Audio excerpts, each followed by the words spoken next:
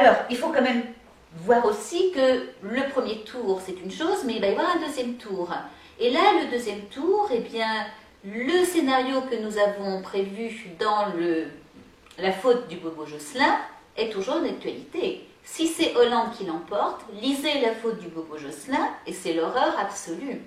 Donc, le mot d'ordre qui a été celui qu'on a prononcé tout le temps, tout sauf Hollande au deuxième tour, pour moi, demeure valable.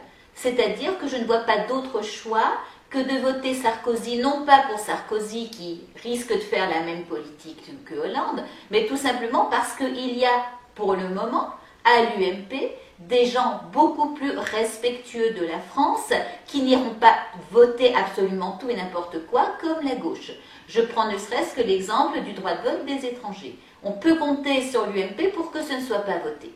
Ça, c'est le premier point. Et le deuxième point, est-ce qu'on peut imaginer cette vision d'horreur, de cauchemar, que la gauche qui a déjà les régions, les départements, le Sénat, qui pourra avoir la présidentielle et aurait forcément derrière, par l'effet d'entraînement de la présidentielle qu'on connaît, l'Assemblée nationale puisse avoir les pleins pouvoirs partout, ça serait l'horreur absolue quand on sait à quel point ils ont un côté stalinien, totalitaire, qui va interdire les libertés, et notamment la liberté d'expression, la liberté critique de l'islam, forcément, mais qui va effectivement imposer leur diktat pour créer leur nouvelle civilisation, société multiculturelle, dont on ne veut pas.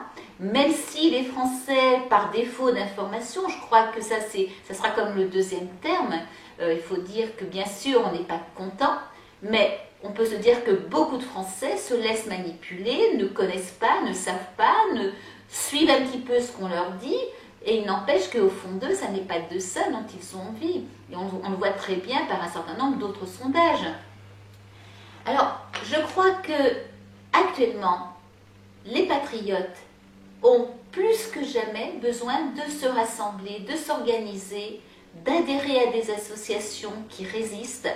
Je crois que la résistance, plus que jamais, doit se lever et nous devons être là, être présents pour avertir, pour informer plus que jamais et pour être prêts quand le système va exploser, parce qu'il va forcément exploser, il n'y a pas d'autre solution.